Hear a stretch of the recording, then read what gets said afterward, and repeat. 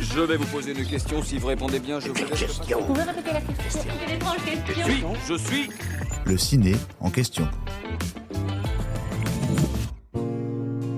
Plantation, esclaves, famille, traque, fugitifs. On va évidemment vous parler de Ni chaîne ni maître. Les Français découvrent le film de Simon Moutaïrou en septembre 2024. Dans les salles obscures, les spectateurs sont témoins de l'histoire d'un marron, un esclave fugitif qui tente de briser l'ordre colonial. Le pitch, nous sommes en 1759, à l'Île-de-France, actuelle île Maurice. Massamba et Mati, esclaves dans une plantation, vivent dans la peur et le labeur. Il rêve que sa fille soit affranchie, elle rêve de quitter l'enfer de la canne à sucre. Jusqu'à cette nuit où, enfin, elle s'enfuit. Une célèbre chasseuse d'esclaves, Madame la Victoire, est alors engagée pour la traquer. Massamba s'évade à son tour. Mais quel sera le prix de la liberté ? Au casting, Ibrahima Mbaye dans le rôle de Massamba, Camille Cotin dans le rôle de Madame la Victoire, Anna Thiandoum dans le rôle de Mati et Benoît Magimel dans le rôle d'Eugène Larsenet. Dans l'Hexagone, ce long métrage engagé fait plus de 429 000 entrées. Il bénéficie par ailleurs d'un bon bouche à oreille lors de sa sortie et a été salué par de nombreux historiens. Et si vous l'avez vu, vous vous êtes sans doute demandé si le personnage de Madame la Victoire avait réellement existé.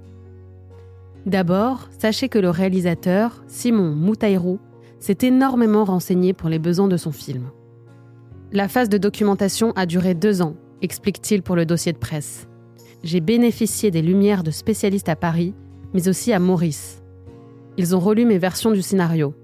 En tant que franco-béninois, j'ai d'abord fait de mes héros des Yoruba, l'ethnie de ma famille paternelle.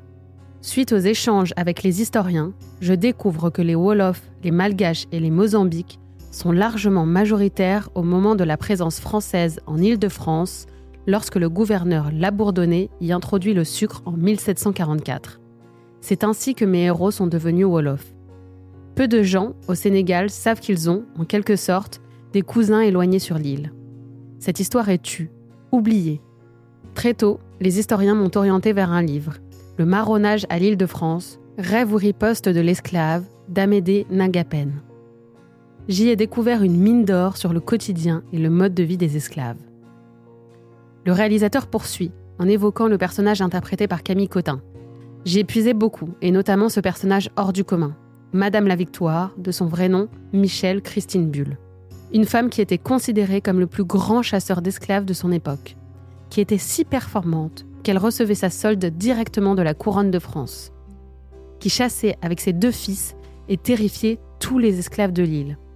Ce personnage à peine croyable a jailli des pages du livre pour heurter mon imaginaire de plein fouet. Il devait absolument être dans le film. Dans son livre, l'historien consacre ainsi un chapitre à la chasseresse Madame la Victoire, expliquant qu'elle appartient aujourd'hui au patrimoine culturel de l'île Maurice. Son existence est par ailleurs attestée par l'écrivain Bernardin de Saint-Pierre. Née dans le Périgord en 1724, Michèle Christine Bulle est arrivée sur l'île à l'âge de 3 ans.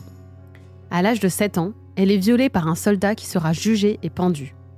Plus tard, à 15 ans à peine, elle épousera le riche planteur Joseph le Maçon, dit La Victoire, et dirigera une milice de traque aux évadés. Son efficacité est telle qu'en mars 1775, le jeune Louis XVI lui alloue une pension de 600 livres pour son zèle et sa fermeté, détaillent nos confrères de Géo. Elle meurt en 1793, à 69 ans. À propos de son interprète, l'actrice Camille Cotin, le réalisateur ajoute « Alors que les rôles d'anti-héros sont très recherchés par les comédiens américains, rares sont ceux, en France, qui prennent le risque. Camille Cotin n'a pas hésité. Elle s'est jetée à corps perdu dans le rôle de Madame la Victoire. Il fallut du courage pour défendre ce personnage ambigu. Camille lui a apporté le magnétisme de son regard et la puissance de son jeu. Quant à la grande physicalité du rôle, Camille s'en est emparée avec rage. » Et Simon Moutaïrou de conclure « Que l'on soit un individu ou un pays, j'ai toujours pensé qu'on se grandissait à regarder son passé en face. Se confronter non seulement aux pages glorieuses, mais aussi aux méfaits, aux crimes de l'histoire, sans détourner le regard.